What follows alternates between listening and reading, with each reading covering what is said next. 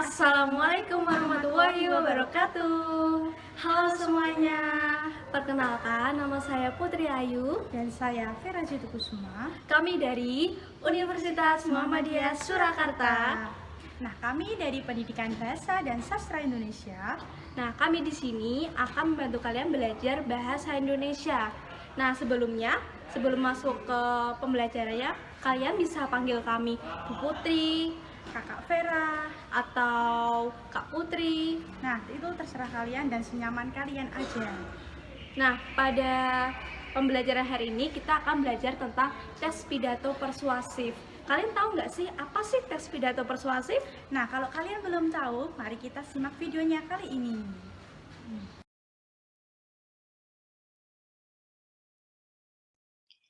Jadi, pada pertemuan kali ini kita masih membahas mengenai teks pidato persuasif. Tetapi pada kesempatan kali ini kita lebih fokus membahas mengenai struktur dan kebahasaan pidato persuasif.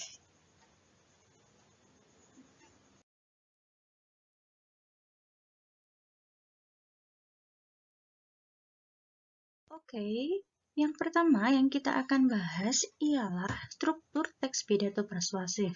Nah, kalian tahu nggak sih apa saja struktur-struktur yang ada pada teks pidato persuasif?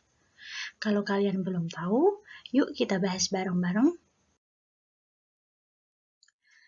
Jadi, di dalam struktur teks pidato persuasif mempunyai struktur yang membedakan antara teks dengan teks yang lainnya. Secara umum, teks pidato persuasif terdiri dari beberapa bagian. Yang pertama ialah pembuka. Pembuka merupakan bagian awal dalam suatu pidato. Jadi, pembuka terletak pada awal pidato. Ada beberapa bagian dalam pembuka. Yang pertama ialah salam pembuka.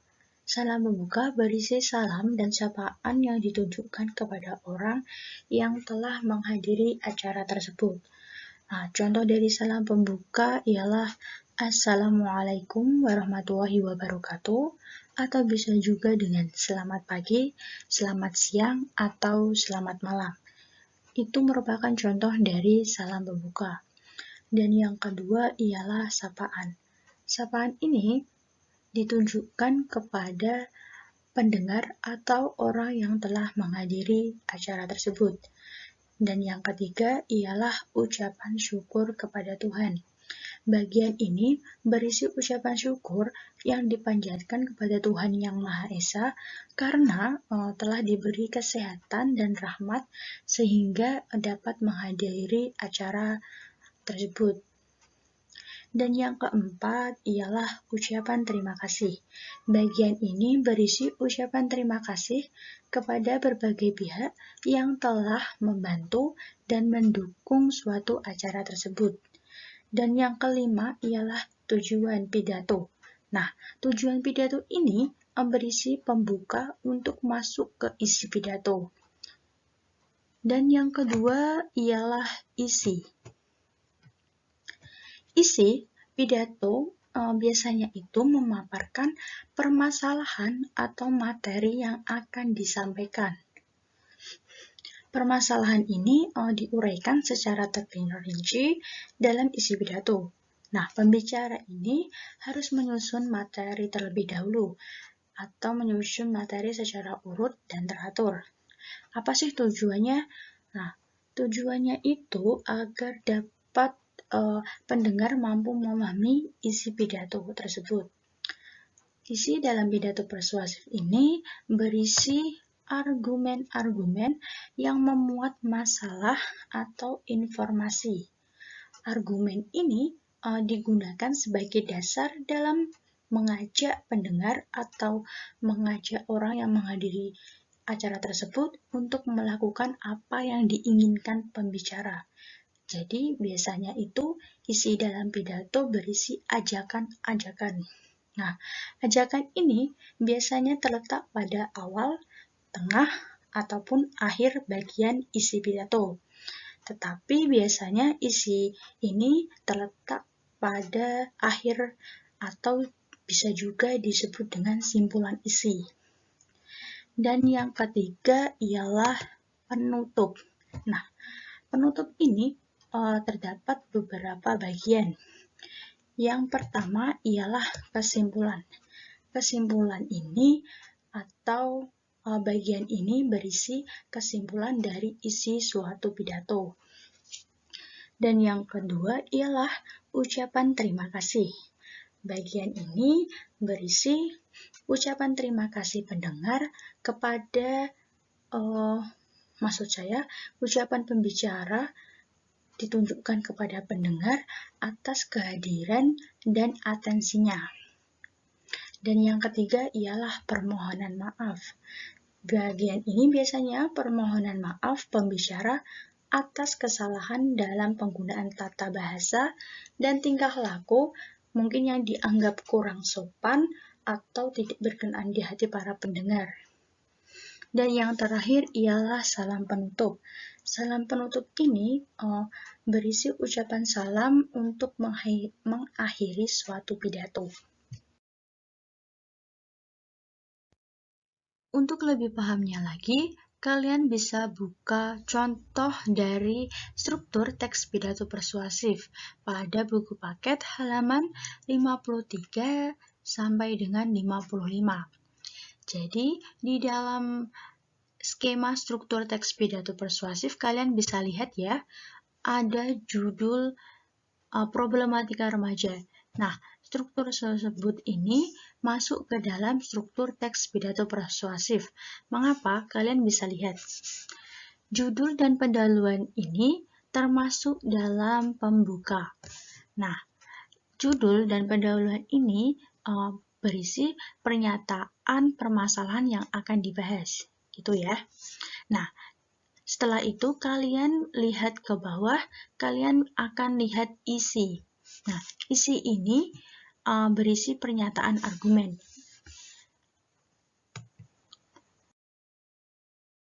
Selanjutnya, kalian bisa lihat tentang struktur pada bagian penutup. Nah, pada bagian penutup ini terdiri dari beberapa pernyataan, yaitu saran, arahan, alasan, pesan, dan sebagainya. Itu merupakan bagian dari kesimpulan isi suatu pidato. Kalian bisa lihat ya, di situ ada juga ucapan terima kasih dan permohonan maaf yang ditujukan kepada orang yang telah menghadiri suatu acara tersebut.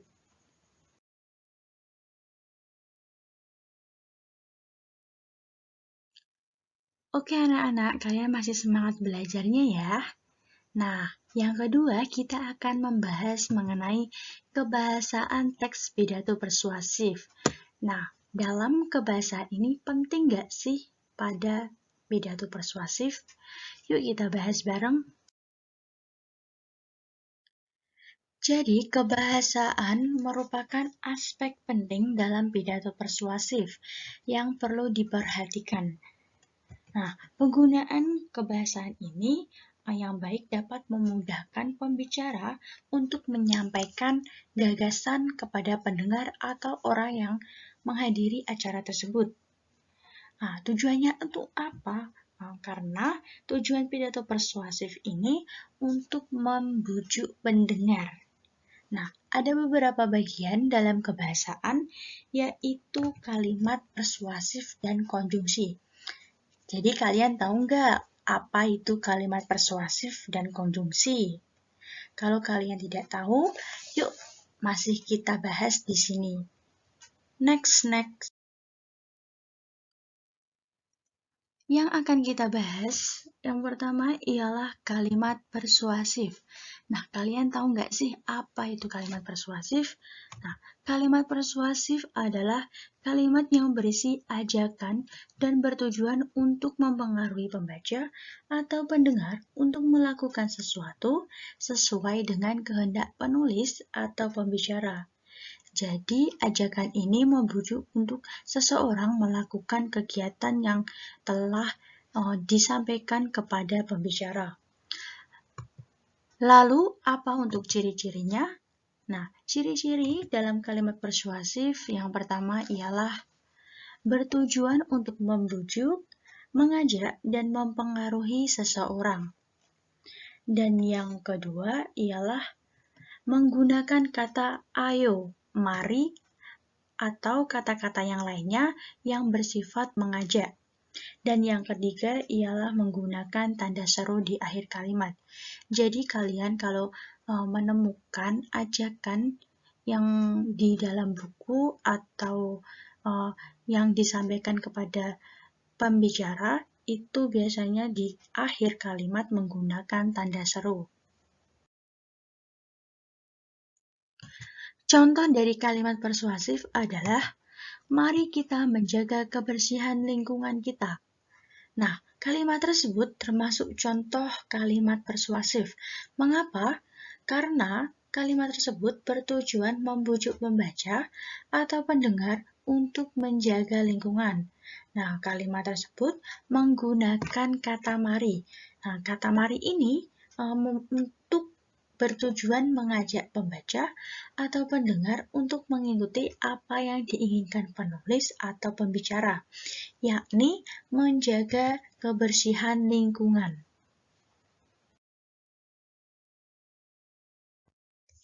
Yang kedua, kita akan membahas mengenai konjungsi. Apa itu konjungsi? Konjungsi diartikan sebagai kata yang digunakan untuk menghubungkan satu unsur dengan unsur lainnya, atau disebut juga dengan kata penghubung. Konjungsi dibagi beberapa macam. Yang pertama ialah konjungsi koordinatif. Konjungsi koordinatif adalah konjungsi yang menghubungkan dua unsur atau lebih yang berkedudukan sama. Nah, contoh dari konjungsi koordinatif adalah dan, atau, serta, tetapi, dan sedangkan. Dan yang kedua ialah konjungsi subordinatif. Konjungsi subordinatif adalah konjungsi yang menghubungkan dua klausa atau lebih yang tidak berkedudukan sama. Satu klausa berkedudukan sebagai induk kalimat, klausa lain berkedudukan sebagai anak kalimat.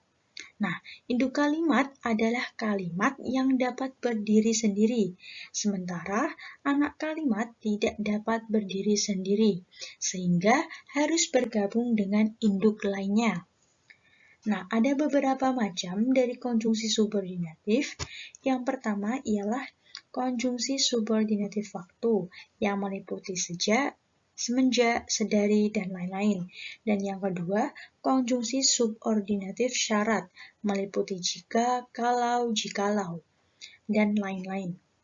Dan yang ketiga, konjungsi subordinatif pengandaian meliputi andaikan, seandainya, umpamanya. Dan yang keempat, konjungsi subordinatif tujuan meliputi agar, supaya, dan biar. Dan yang kelima, konjungsi subordinatif konsepsif terdiri biarpun, meskipun, walaupun, sekalipun, sungguh pun.